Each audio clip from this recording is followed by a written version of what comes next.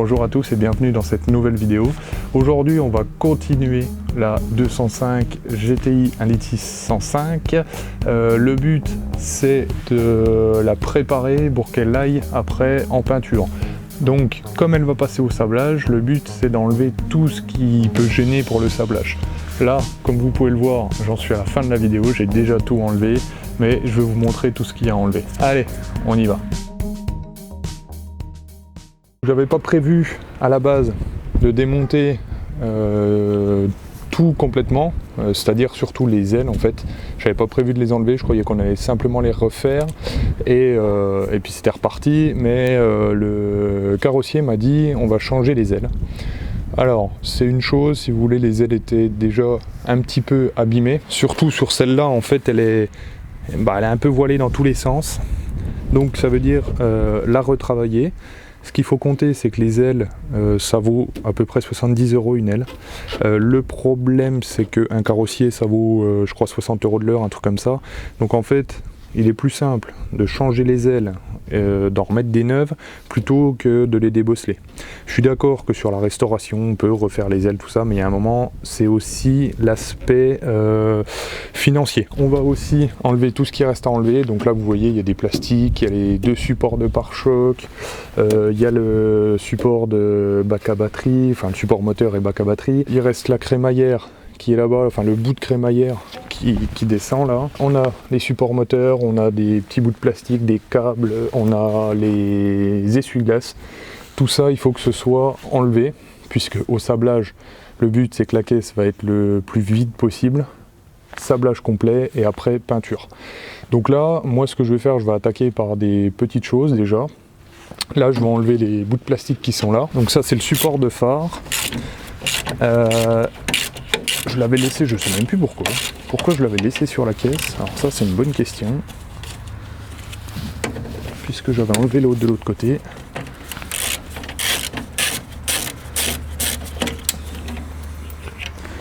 Hop, donc ça, de toute façon, changerait toute la boulonnerie. À ce niveau-là, on a un caoutchouc. Ça doit être le caoutchouc pour... je sais plus, je crois que c'est le capot.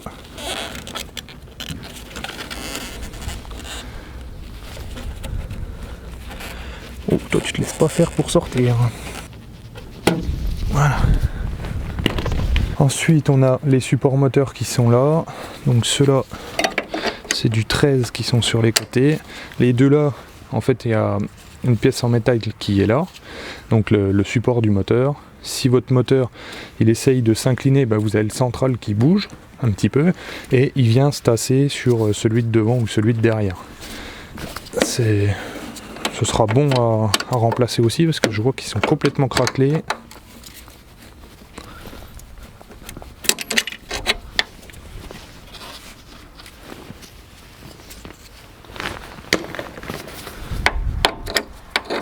Voilà. Donc là on voit qu'il est complètement sec là. Là, il y a tout des craquelures de partout. Donc ça, ce sera poubelle. Là, il est complètement foutu celui-là. Ah, il est allé un peu plus loin que le carton.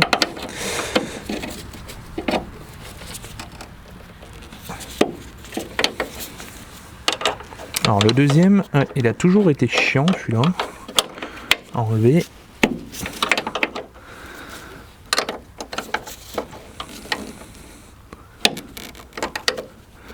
Je pense que les gens de chez Peugeot, ils se sont amusés à le caler là derrière.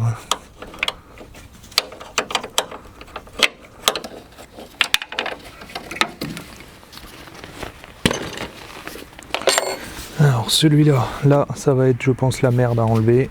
Je vais essayer avec une grosse pince.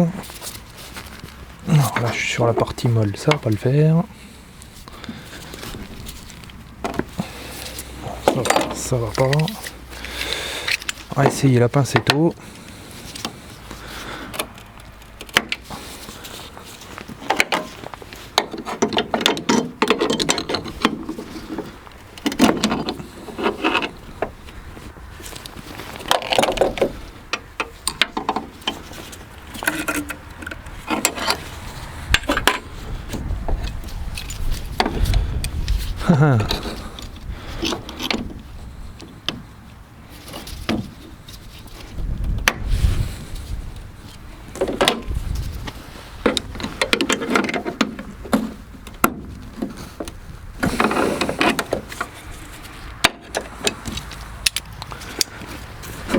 On a 3 dents à 120 degrés, mais j'ai pas d'outil. Alors je sais pas comment je vais l'enlever. Je vais essayer avec un petit burin de le faire tourner. Alors hop, prendre comme ça.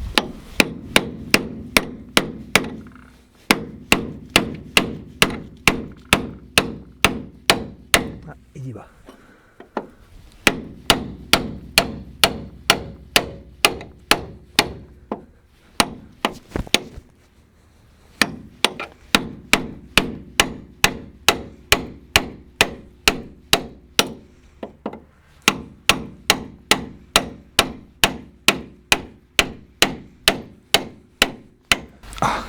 Allez.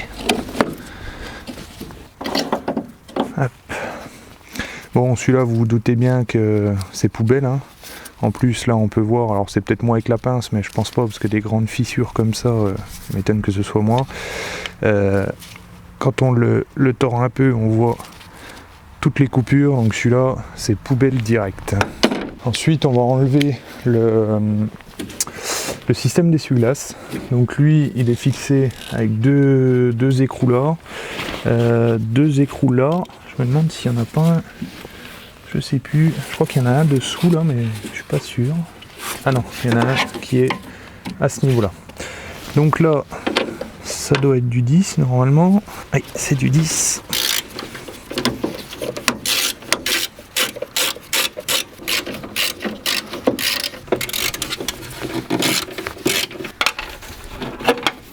Voilà, on enlève celui-là, celui-là. On a encore une vis, là ça doit être du 17.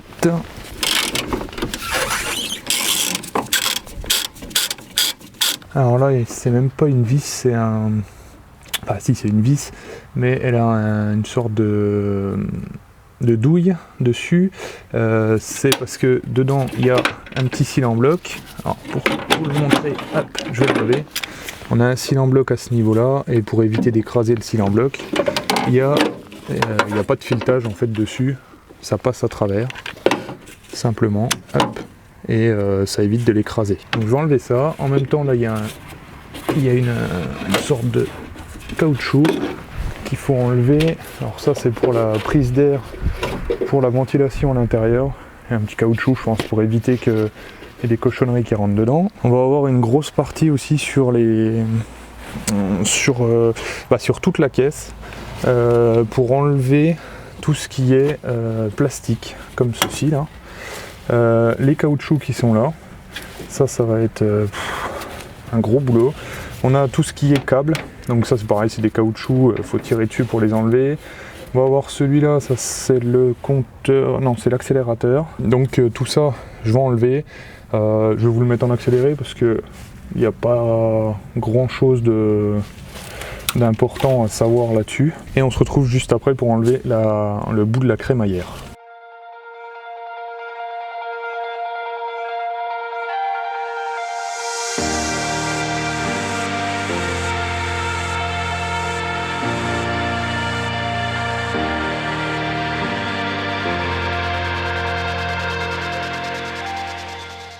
Il y a une chose à bien enlever et à bien faire attention, c'est cette plaque là. Ça c'est la plaque de la voiture.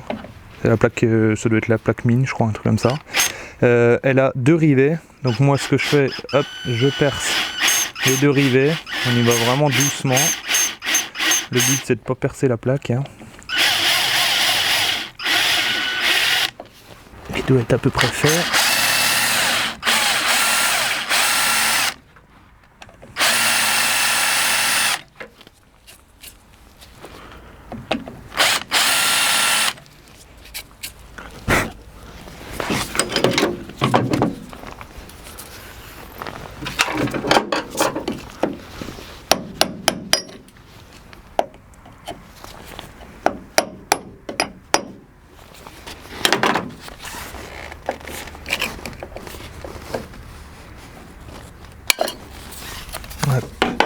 Et donc cette plaque surtout, vous la laissez pas dans votre garage, vous la mettez, puisque ça c'est un truc à la perdre, hein, vous la mettez genre avec la carte grise de votre voiture, parce que c'est vraiment la plaque qui va avec la carte grise. Donc bon, J'ai vu qu'il y avait des entreprises qui en refaisaient maintenant, mais le but c'est quand même d'avoir celle d'origine, c'est quand même mieux. Et ben je vais la ranger tout de suite.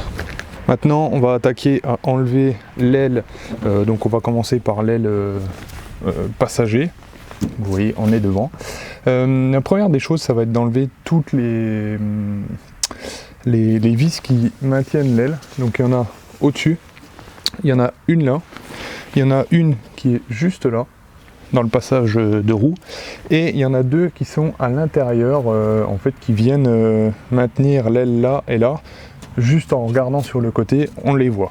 Voilà, quand on est sur le côté, on voit la vis qui dépasse là, on en voit une autre là. Et elles sont accessibles dans les trous là. Il y en a une là, et il doit y avoir la deuxième qui est juste là derrière.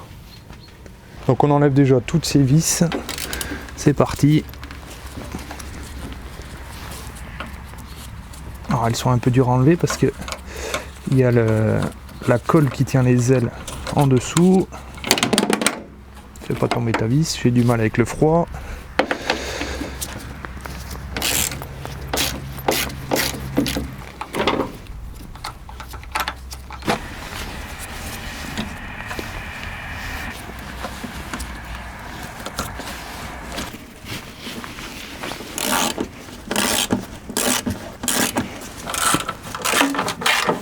Toutes les vis sont enlevées, alors j'ai un petit coup de chance avec cette aile. Je pense qu'il y a déjà eu quelque chose de fait dessus. C'est que vous voyez là, bah, je peux presque l'enlever complète là. Normalement une aile de 205, même dévissée, vous ne la soulevez pas, hein, parce qu'elle est collée. Et c'est là où on va arriver dans la pire des choses à faire sur une 205. Alors je vois que j'ai encore oublié une autre vis qu'il va falloir que j'enlève. C'est que on va déjà enlever cette vis parce que ça m'embête. Juste là, vous avez le support de pare-choc qui est là, donc derrière il traverse et il y a un écrou derrière, et il y a une barre qui vient en travers en fait là de l'aile pour faire un écartement entre l'aile et qui va prendre aussi le support qui est là. Donc tout est maintenu et ça va se prendre dans la j'ai perdu le nom, dans le renfort à l'intérieur, hein. Donc je vais enlever tout de suite cette vis. Donc c'est du 13. Enfin, c'est même un écrou. Bon, de toute façon vous avez compris avec moi que j'ai du mal avec vis et écrou, même si je sais très bien la différence.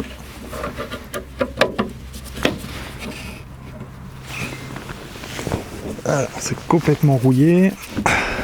Là c'est rouillé de chez rouillé. Alors, comment je vais pouvoir prendre ceci pour pas qu'il m'embête? C'est pour ça que j'avais fait, si vous vous souvenez, des supports moi-même qui évitaient en fait que ça rouille, puisqu'il n'y avait pas d'eau qui pouvait rentrer dedans. Bon, je vais démonter l'eau de l'autre côté, je pense que ça ira un petit peu mieux. Ouais, ça regarde là un peu mieux. Voilà la barre que j'ai démontée, donc j'ai essayé d'enlever ce côté là, mais l'écrou qui est derrière est complètement rouillé, donc je suis allé enlever l'autre là-bas. On va pouvoir voir que en fait, voilà, la barre va venir avec l'aile, donc ça c'est parfait. Et vous voyez qu'il reste la vis qui est là, tout au bout là-bas, et ben la vis elle va jusqu'au renfort de pare-choc à l'avant. Donc je vais enlever là tout de suite le renfort de pare-choc. Et ce qui est bien avec ce renfort de pare-choc, c'est qu'il a une vis, qu'on va enlever aussi, sur la partie avant.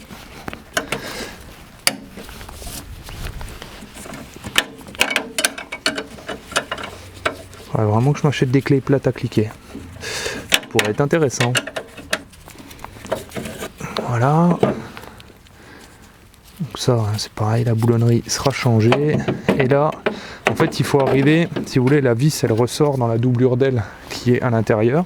Donc, vous la décalez, donc pour qu'elle rentre à l'intérieur des longerons, voilà, c'est le mot que je cherchais tout à l'heure, et après vous la coulissez, et quand vous arrivez là, hop, vous basculez, et vous arrivez à enlever la vis qui est là, du longeron. Donc le support c'est fait, et là donc comme je vous disais, il y a un truc qui est pas mal, c'est que vous voyez, le bas de l'aile s'enlève, normalement elle est collée, donc elle est collée en haut, là où j'ai enlevé toutes les vis sur la partie haute de l'aile, et à ce niveau là, là comme ça, c'est collé aussi. Pour la décoller, vous mettez un couteau dedans et vous coulissez. Alors le mieux c'est presque un cutter. Le problème qu'il y a, c'est tout le monde connaît sur Peugeot, c'est que quand vous faites ça, forcément vous faites des impacts sur l'aile et après ça veut dire débosselage complet, peinture, tout ça. Donc le mieux, moi je pense, c'est changement d'aile, c'est comme je vous disais au début. Et là j'ai un coup de chance, c'est que déjà la partie basse elle a pas l'air collée, je pense que cette aile elle a déjà été enlevée une fois. Tant mieux pour moi, hein, à la limite. Et ça permettra de voir ce qu'ils ont fait dessous. Par contre, je vais décoller la partie haute. Là, pour la décoller, moi, j'ai pas 36 millions de techniques. Hein. Couteau, et on y va. Hein. Ah, je vois même que, en fait, elle a l'air de déjà bien venir. Alors, c'est peut-être la colle aussi qui est un peu sèche et un peu vieille. Je vais prendre un couteau et je découpe tout le long ou un cutter.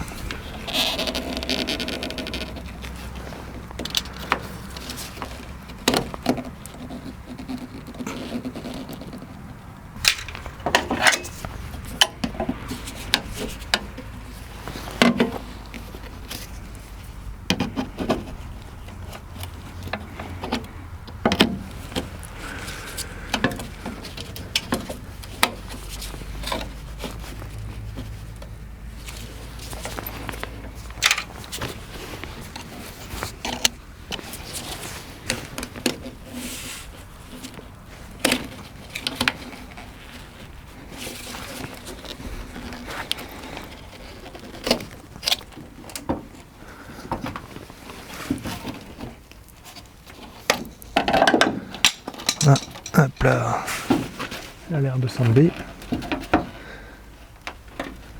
Ah, parfait. Alors, regardons ce qui a été fait. Alors, déjà, quand je vois ça, c'est ce qu'il y avait donc là. Ça, c'est pas bon. Enfin, c'est pas bon. On va pas dire que c'est pas bon parce que j'ai réussi à enlever l'aile. Donc, à la limite, c'est pas plus mal. Donc, je vous disais que l'aile, donc bien sûr, est collée. Et elle est collée en plusieurs points. Alors déjà, normalement, elle est collée à l'avant, juste là. Là, c'était pas du tout collé puisque c'est venu d'un seul coup. Hein. Elle est collée sur la partie haute.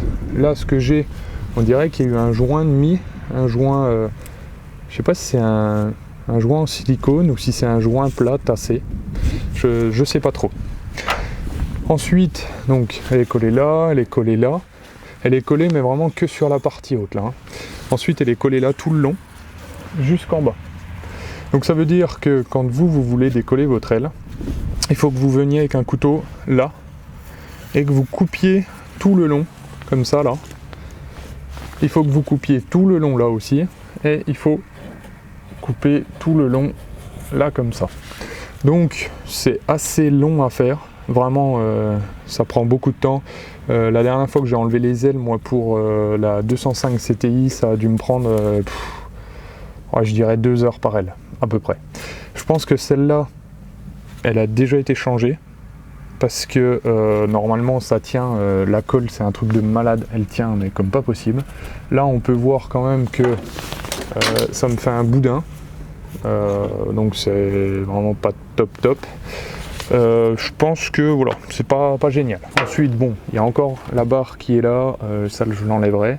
Le pourquoi c'est très dur d'enlever une aile et de la reposer après, c'est que forcément sur cette arête qu'on voit là, donc c'est celle qui va là, l'arête, en fait forcément on vient dessous pour essayer de couper, pour faire un peu levier, ou autrement on tire l'aile comme ça pour la décoller.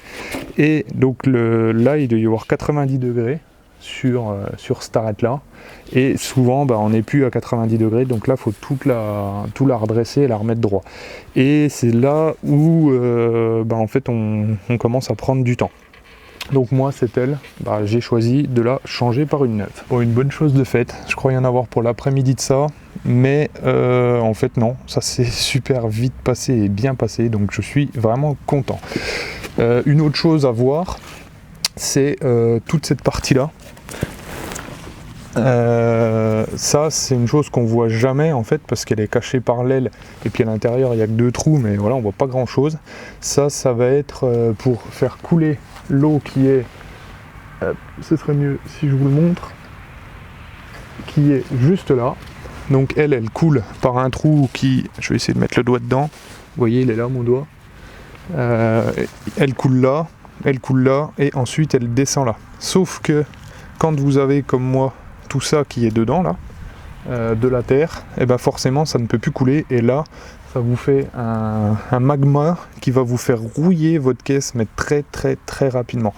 Donc c'est aussi pour ça que je voulais enlever les ailes pour voir en fait un peu l'aspect général et voir s'il y avait des grosses retouches, et en même temps par la même occasion quand il va y avoir un sablage, ils vont sabler tout l'intérieur d'elle et on va reprendre sur une tôle saine et bien propre.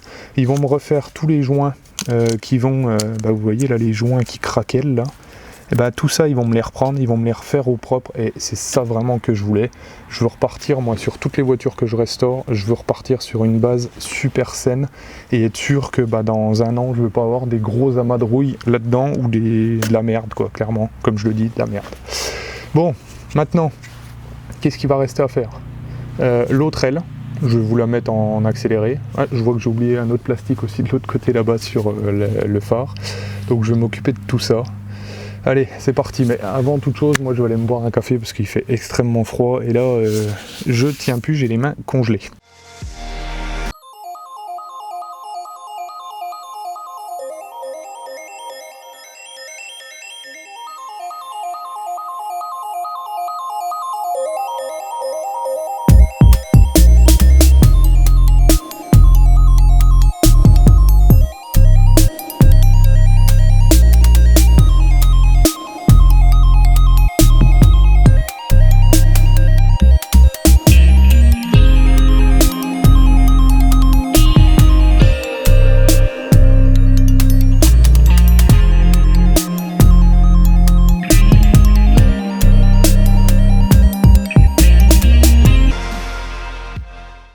Bon, on est sur le même délire, sur l'aile conducteur, hein.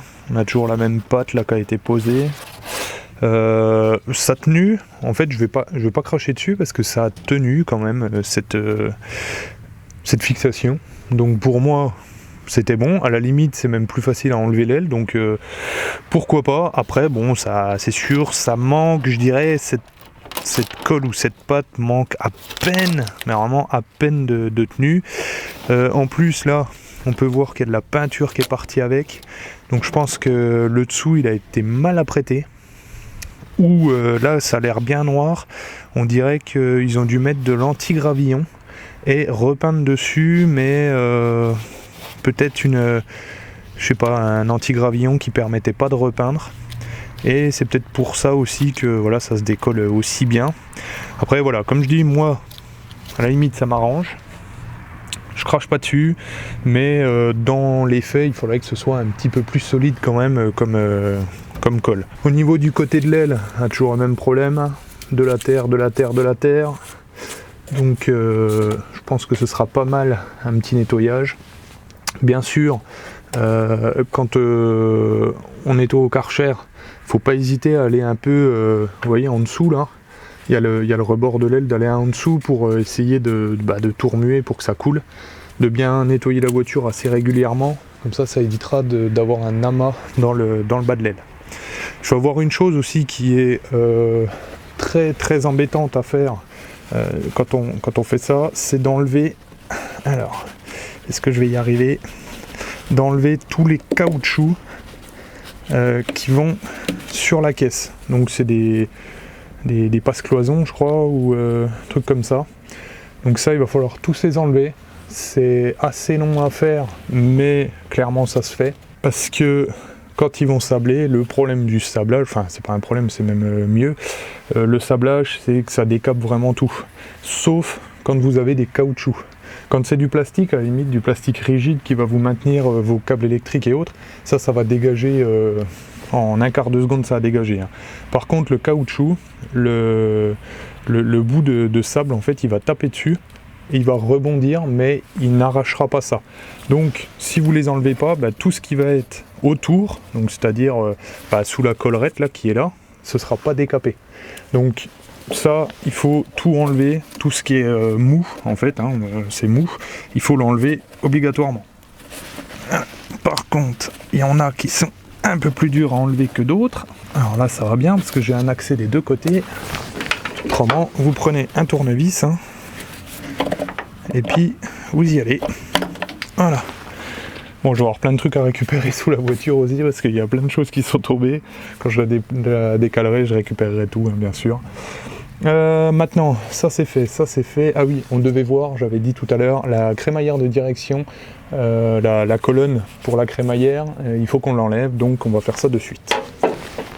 La barre qui est là, donc celle qui remonte jusqu'au volant, je vais l'enlever. Parce que le but pour moi, c'est que je vais emmener la voiture chez le mécano, enfin chez le carrossier. Eux, ils vont enlever juste le train, donc il y aura les vis qui tiennent le berceau qui est là. Il va y avoir les têtes de suspension et en fait le berceau, ils vont l'enlever. Train arrière, pareil, il y aura 4 vis, ils l'enlèvent, c'est fini. Donc je vais pas leur laisser ça parce que c'est un peu une galère, enfin une galère. Ça leur prendrait du temps pour pas grand chose. Donc je vais l'enlever. Alors, pourquoi il s'enlève pas lui ? Ah oui, il y a un petit truc qui retient. Hop, il y a un petit plastique devant. Donc je pense que ça va pas être du 16, ça va être du 15. Peut-être bien du 13. Eh ben oui, comme je vous le dis, la clé de 13, c'est la clé qu'il faut avoir tout le temps, c'est la meilleure des clés.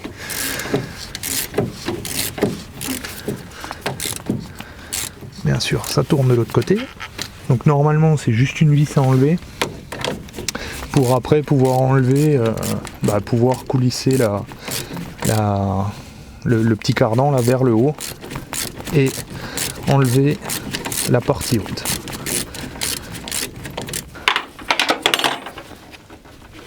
Ouais, c'est bien ça. Voilà, hop, j'enlève la partie haute. On peut voir qu'on a donc une vis qui est traversante là, elle traverse là et elle est bloquée par un système en plastique et en plus elle passe dans une gorge qui a été faite dans la vis de la crémaillère, enfin la tige de la crémaillère. Voilà, là je vais enlever le caoutchouc qui maintient, enfin qui fait passer l'axe vers le volant. Hop, ça à bien garder aussi. Ça je vais les nettoyer et puis les refaire. Je vais enlever le plastique qui est là. Je voudrais bien qu'il casse pas, ça serait vraiment cool. Après s'il vient pas, je le laisse dessus. Hein.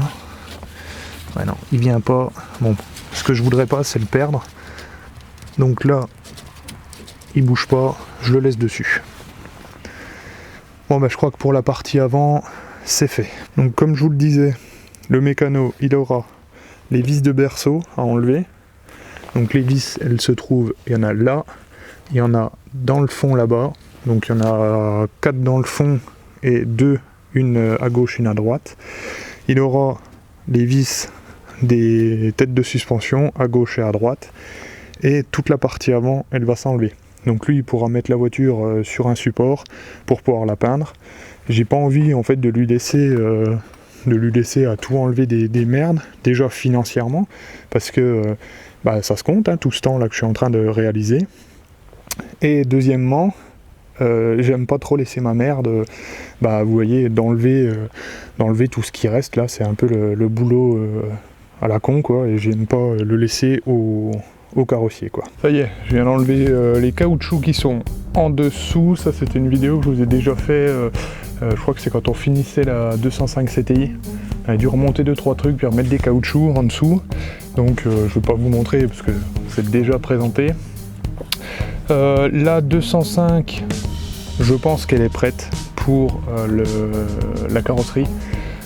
Là, il me reste plus rien à faire normalement dessus. Il aura juste le train avant, le train arrière à enlever quand lui il veut bosser dessus. Je récupère les pièces, comme ça on pourra refaire le train avant complet, le mettre nickel. Comme ça, quand la peinture est finie, moi je retourne là-bas et on remonte le train avant tout de suite dessus. Il n'y en aura pas pour longtemps. Je pense que voilà, ce sera déjà une bonne chose de faite. Moi, cette 205, le but c'est qu'elle vienne pas avec moi là où je déménage, parce que le carrossier il est à quelques kilomètres de chez moi. Donc je vais l'emmener, je vais voir avec lui pour l'emmener, pour la déposer chez lui, et bah enfin, elle partira en carrosserie, j'en suis bien content. Il faudra que je lui amène aussi, je pense, le capot, les portes, ouais, les portes déjà dessus, le coffre, porte, coffre... Le capot, faut que je vois avec lui. Je sais pas s'il veut me faire l'intérieur du capot ou pas. Enfin voilà, c'est encore des choses à prévoir. C'était pas une vidéo tuto, c'est plus une vidéo vlog. C'est en fait pour vous montrer l'avancée de la 205. Elle est dans un sale état, j'espère que prochainement elle sera dans un état nickel, voire presque neuf on dira. Moi, je vous souhaite à tous une très bonne semaine. Restaurez bien.